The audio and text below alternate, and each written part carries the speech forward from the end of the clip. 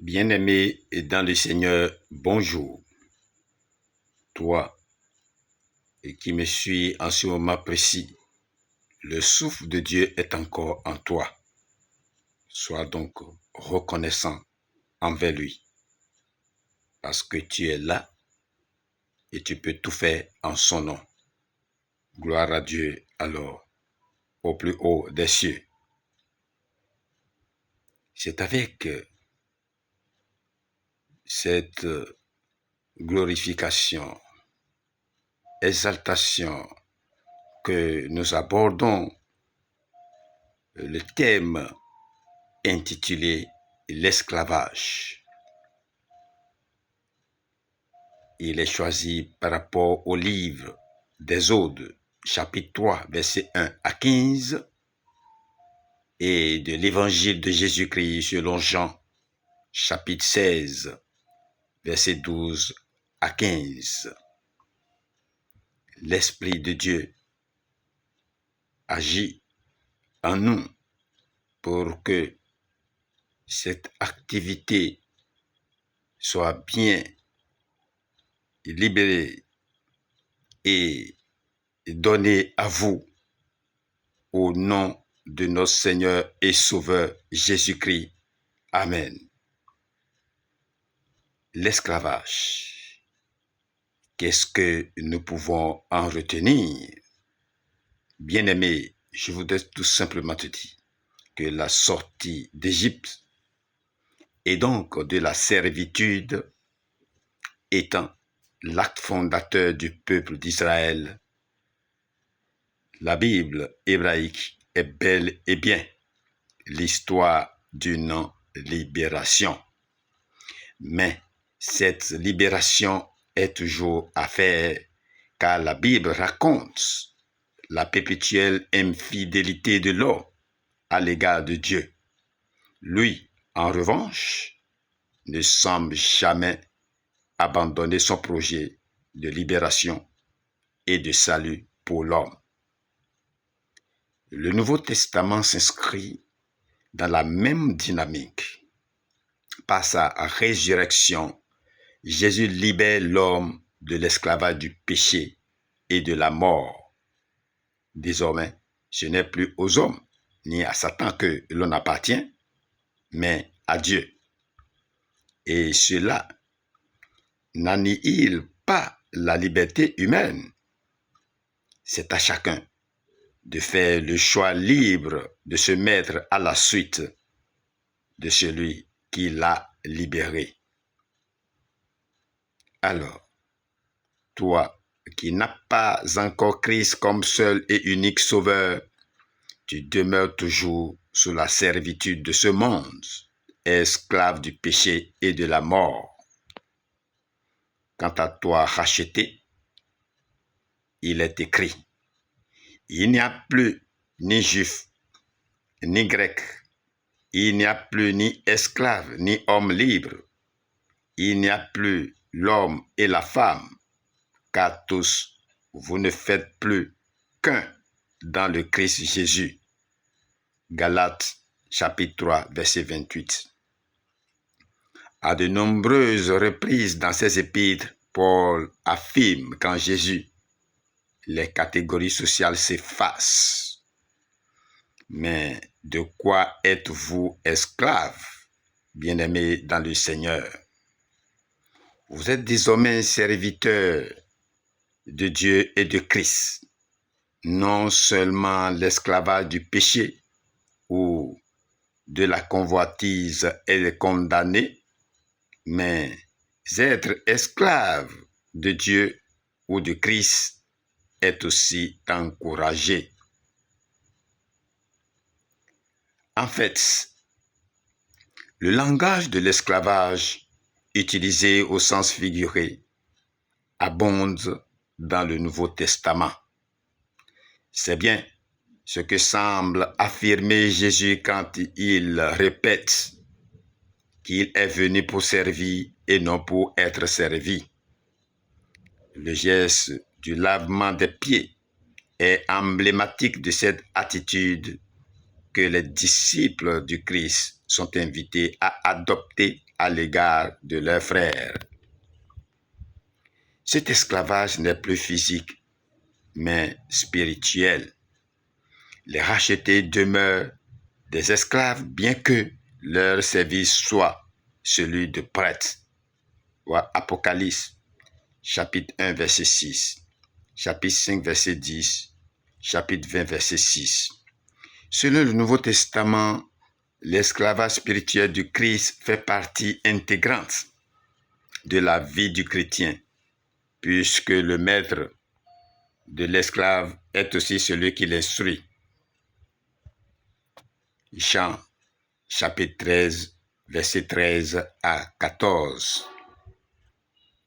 Nous verrons dans les commentaires à suivre l'attitude de Moïse et ce que le Seigneur Jésus a fait afin que nous puissions vivre cette vie de servitude sous lui au nom de Jésus-Christ. Bien-aimés, dans Exode chapitre 3, verset 1 à 15, vous voyez Moïse a renoncé à son titre et à ses richesses pour visiter ses frères opprimés. Méconnu d'eux et rejeté, il s'enfuit dans un pays étranger. Là, après s'être manifesté comme celui qui délivre et qui désaltère, verset 17, il acquiert une épouse et devint berger. Tous ces traits nous font penser à Jésus, le Fils de Dieu, qui s'est dépouillé de sa gloire pour visiter et sauver son peuple Israël. Les siens ne l'ayant pas reçu, Jean chapitre 1 verset 11, il est maintenant loin du monde, comme le grand berger des brebis et l'époux de l'Église que sa grâce a racheté et qui partage sa réjection. 40 ans sont passés pour Moïse. Dieu va se révéler à lui dans une grande vision. Pour Agar, il avait choisi un puits. Pour Jacob, une échelle. Et pour Moïse, ce mystérieux buisson.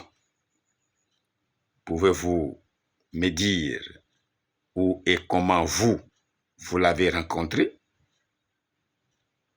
Bien-aimé, Dieu veut montrer à Moïse sa grâce envers son cher peuple. Au milieu de la fournaise de l'Égypte, Israël était comme ce buisson, éprouvé, mais non détruit par le feu. Il en est de même maintenant des rachetés du Seigneur. Le feu de l'épreuve n'a jamais pour but que de détruire le mal non jugé qui subsiste en eux. En Christ seul, le feu divin qu'il a entièrement visité n'a rien trouvé à consumer. Psaume 17, verset 3. Pendant les longues années d'esclavage dans la fournaise de fer de l'Égypte, Deutéronome chapitre 4, verset 20, Dieu n'était pas resté indifférent aux souffrances de son peuple.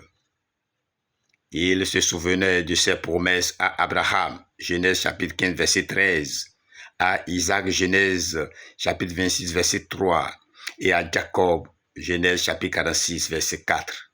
Le moment vient où il va se faire connaître aux siens par le moyen de Moïse comme le Dieu de leur père et en même temps le Dieu qui pense à eux en amour pour les délivrer. N'est-ce pas également ainsi que peuvent le connaître tous ceux qui gémissent sous le fardeau de leur péché? L'état de misère et de perdition de sa créature n'a pas laissé Dieu insensible, de même qu'il a vu l'affliction d'Israël et qu'il a entendu ses cris et ses soupirs. Mais il ne s'est pas contenté de prendre connaissance de cette douleur, verset 7, il ajoute, « Je suis descendu pour le délivrer. » Bien-aimé, dans cet évangile qui est choisi, si ce n'était pas le Seigneur qui le déclare, nous aurions peine à considérer son départ comme avantageux pour les disciples. Il en est ainsi de tant de circonstances que nous ne comprenons pas et qui, sur le moment, nous affligent alors qu'elles sont pour nous notre profit. Versets 6 et 7. L'Esprit Saint, envoyé du ciel par Jésus, allait conduire les croyants dans toute la vérité. Verset 13. On a remarqué que le Seigneur confirme dans ces chapitres 14 à 16 l'inspiration de toutes les parties du Nouveau Testament. Les évangiles, il vous rappellera toutes les choses que je vous ai dites. Chapitre 14, versets 26 à 27. Les actes, celui-là rendra témoignage de moi. Chapitre 15, versets 26 à 27. En Apocalypse, il vous annoncera les choses qui vont arriver. Verset 13. Par leurs questions, verset 17 à 18, les disciples prouvent combien ils sont incapables à ce moment de supporter les enseignements de leur maître. Verset 12. Aujourd'hui, l'Esprit est là, qui glorifie Jésus en nous annonçant ce qui est à lui. Quant à nous, glorifions-le en recevant et en gardant cette révélation.